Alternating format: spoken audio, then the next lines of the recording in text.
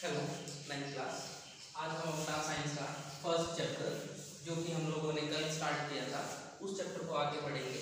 तो आज हम लोग पढ़ने जा रहे हैं वेरियस स्टेट्स ऑफ मैटर, जिसके अंदर की ये 5 स्टेट्स हैं: solid, liquid, gas, Bose-Einstein condensate and plasma. In states को हम डिस्कस करेंगे।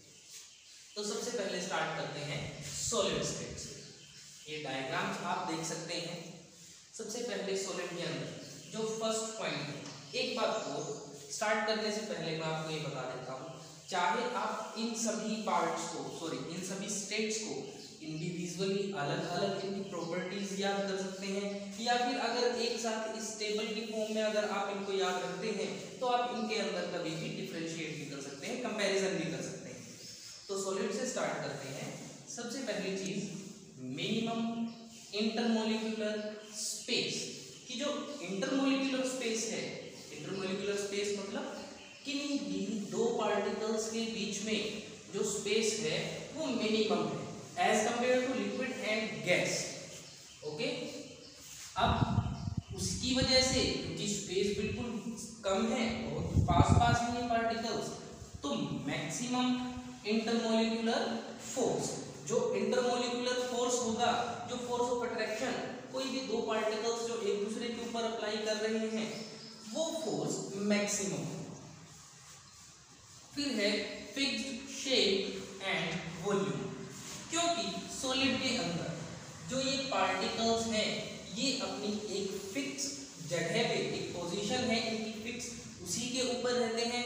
ये वहां से कहीं मूव नहीं कर सकते, फ्री टू मूव नहीं होते, इसीलिए जो इसकी शेप या जिसका वॉल्यूम है वो फिक्स रहता है। नेक्स्ट है मैक्सिमम डेंसिटी। सबसे ज्यादा डेंसिटी लिक्विड और गैस से अगर कंपेयर करें तो वो सॉलिड चीजों की होती है। जैसे कि डेंसिटी हमें पता है, डेंसिटी होती है मास अपॉन वॉल्यूम। तो इसका मतलब क्या है, लगभग देखिए ये जो तीनों डायग्राम्स हैं उसमें जो तीनों एग्जांपल जो मैंने लिए हैं वो लगभग सेम वॉल्यूम है तीनों बॉक्सेस का।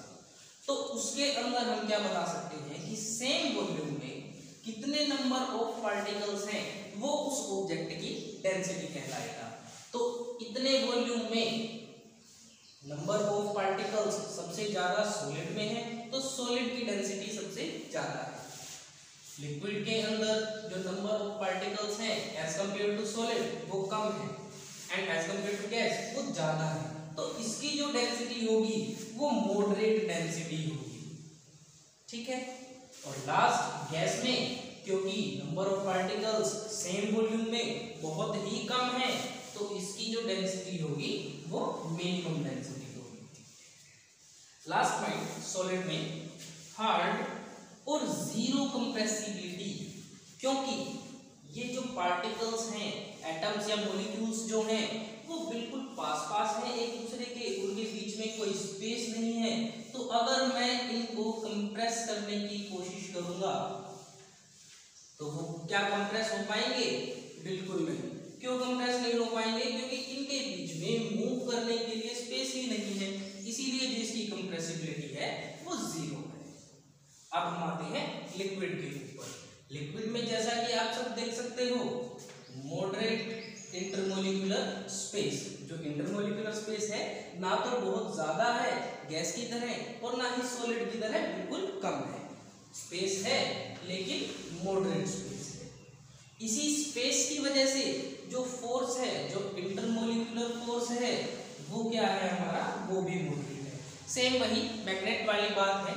अगर मैं दो बार मैग्नेट लेता हूं, ये नॉर्थ पोल, ये साउथ पोल, और ये नॉर्थ पोल और ये साउथ पोल, अब डिफरेंट पोल्स हैं तो एक दूसरे को अट्रैक्ट करेंगे। अगर ये मैग्नेट यहाँ रखे हैं तो इनके बीच में लगने वाला फोर्स ऑफ अट्रैक्शन, और एक मैग्नेट यहाँ है और एक मैग्नेट यहाँ है, इनके बीच में लगने वाला फोर्स ऑफ अट्रैक्शन क्या सेम होगा? नहीं, बिल्कुल सेम नहीं होगा। ये मैग्नेट पास है तो इनके बीच में लगने वाला फोर्स ऑफ अट्रैक्शन ज्यादा होगा और इनके बीच में जो फोर्स ऑफ अट्रैक्शन लग रहा है वो कम होगा। इसीलिए यहाँ पे क्योंकि पार्टिकल्स दूर दूर है लेकिन गैस के मुकाबले पास है, तो जो गैस है उसके कंपैरिजन में जो इंटरमोलिकुलर फोर्स ज्यादा होगा और सॉलिड के मुकाबले इंटरमोलिकुलर फोर्स कम होगा।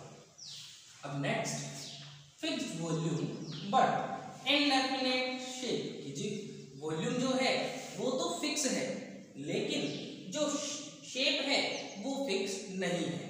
क्यों नहीं है शेप फिक्स?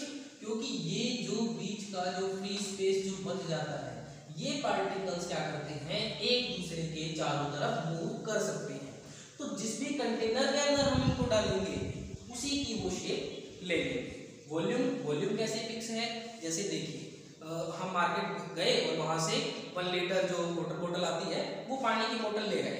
अब उसमें से पानी मैंने घर आके या तो मैं ग्लास के अंदर डालूं या फिर किसी जग के अंदर या फ्राइंग पैन के अंदर या किसी भी और यूटेंसिल के अंदर, अगर किसी और बर्तन के अंदर डाल रहा हूँ तो वो जो पानी है वो किस चीज की शेप लेगा?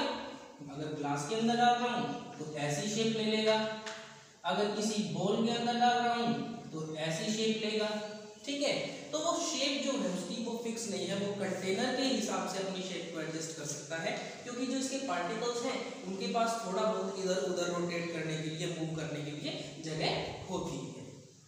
Last point, negligible compressibility. जो कंप्रेसिबिलिटी है, ऐसा नहीं कि सॉलिड की तरह बिल्कुल भी कंप्रेस हो ही नहीं सकते, कंप्रेस हो सकते हैं पर नेग्लिजिबल है, बिल्कुल ना के बराबर है।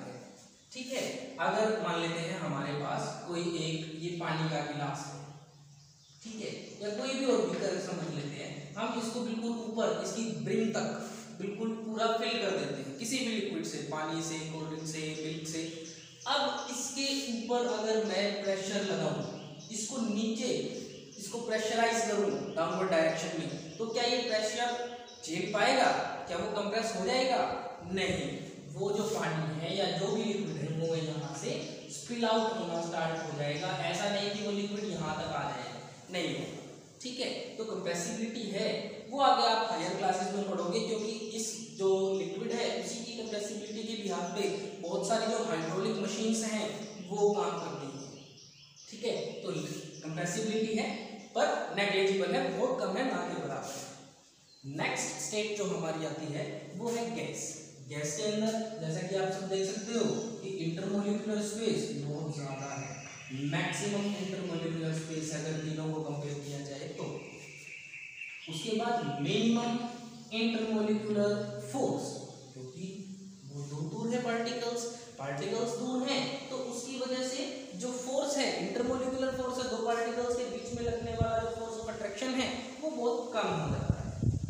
अब देखिए, neither fixed volume nor fixed shape, ना तो वॉल्यूम फिक्स है और ना ही शेप फिक्स है। इसके अंदर क्या था? शेप और वॉल्यूम दोनों चीजें फिक्स थी। फिर लिक्विड पे हम आए थे तो सिर्फ वॉल्यूम फिक्स रहा था और शेप उसकी फिक्स नहीं थी। अब गैस पे आए हैं तो वॉल्यूम भी फिक्स नहीं है और शेप भी फिक्स नहीं है। लास्ट पॉइंट, मिनिमम डेंसिटी, ये मैंने आपको पहले ही समझा दिया, जैसे कि कितने वॉल्यूम में कितने नंबर ऑफ पार्टिकल्स हैं वो उसकी डेंसिटी को, मतलब मास अपॉन वॉल्यूम डेंसिटी को डिफाइन करता है। तो जो गैस है उसके वॉल्यूम में, जैसे 1 लीटर ले लेते हैं और 1 लीटर वाटर ले लेते हैं, तो 1 लीटर जो गैस है उसके वॉल्यूम में जो नंबर ऑफ पार्टिकल्स होंगे और 1 लीटर ऑफ वाटर के अंदर जो नंबर ऑफ पार्टिकल्स होंगे वो सेम नहीं होंगे, वाटर में ज़्यादा होंगे और गैस में कम होंगे, इसीलिए जो इसकी डेंसिटी है वो कम होती है। लास्ट पॉइंट है हाईली कंप्रेसिबल, बड़े आसानी से बहुत ज़्यादा ये प्रेशर झेल सकती है और इसको हम बड़े अच्छे तरीके से कंप्रेस कर सकते हैं। एग्जाम्पल है CNG और LPG। देखिए जो LPG है उसका तो फुल फॉर्म ही लिक्विफाइड पेट्रोलियम गैस होता है। लिक्विफाइड मतलब उसको जब सिलेंडर के अंदर फिल किया जाता है, वैसे दोनों ही गैसेस को कंप्रेस करके फिल किया जाता है। जब LPG को फिल किया जाता है सिलेंडर के अंदर तो वो लिक्विड फॉर्म में आ जाती है। क्यों लिक्विड फॉर्म में आ जाती है? मान लेते हैं ये जो गैस है ये LPG ही है। अब इसको किसी इतने बड़े कंटेनर के अंदर अगर मैं फिल करूँ, पहले ये कंटेनर इतना बड़ा था, बाद में कंटेनर का साइज छोटा हो गया, तो इसको कंप्रेस करके इसको प्रेशराइज फॉर्म में मुझे फिल करना पड़ेगा। तो क्या होगा, ये जो इसके एटम्स हैं ये पास पास आ जाएंगे, ठीक है। और ये जो एटम्स ऐसे पास पास आ जाते हैं, ऐसे एटम्स किसमें हैं, लिक्विड में। तो ये जो गैस है वो लिक्विफाई होना स्टार्ट हो जाएगी यहाँ पे, इसीलिए इसका नाम लिक्विफाई पेट्रोलियम गैस होता है। जब सिलेंडर के अंदर होती है तो लिक्विड फॉर्म में, और उसके बाहर आते ही गैस किस फॉर्म में आ जाती है। सेम ऐसा ही CNG कंप्रेस्ड नेचुरल गैस के साथ भी होता है। तीनों स्टेट्स जो मेन जो हमारे सिलेबस में है, सॉलिड, लिक्विड और गैस, ये तीनों स्टेट आज हमने खत्म किए हैं। अब नेक्स्ट फोर्थ स्टेट है हमारी बोस-आइंस्टीन कंडेंसेट। इस स्टेट के बारे में भी पढ़ेंगे हम लोग अभी। इन ये जो स्टेट है बोस-आइंस्टीन कंडेंसेट, ये कब आती है? नॉर्मली हम तो कभी नेचुरल फॉर्म में इस स्टेट को नहीं देखते हैं, ये स्टेट कब आती है? देखिए हम एग्जांपल लेते हैं सबसे पहले वाटर का, लिक्विड फॉर्म में, ओके। जब लिक्विड फॉर्म में जो वाटर है उसका टेम्परेचर अगर इंक्रीज किया जाएगा तो वो गैसियस फॉर्म में आ जाएगा, और उसका टेम्परेचर अगर डिक्रीज किया जाएगा तो वो सॉलिड फॉर्म में आ जाएगा, आइसी फॉर्म में आ जाएगा, ठीक है।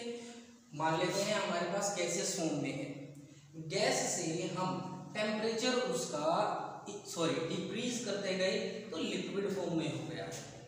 अब लिक्विड से फिर डिक्रीज करते गए तो सॉलिड फॉर्म में हो गया है।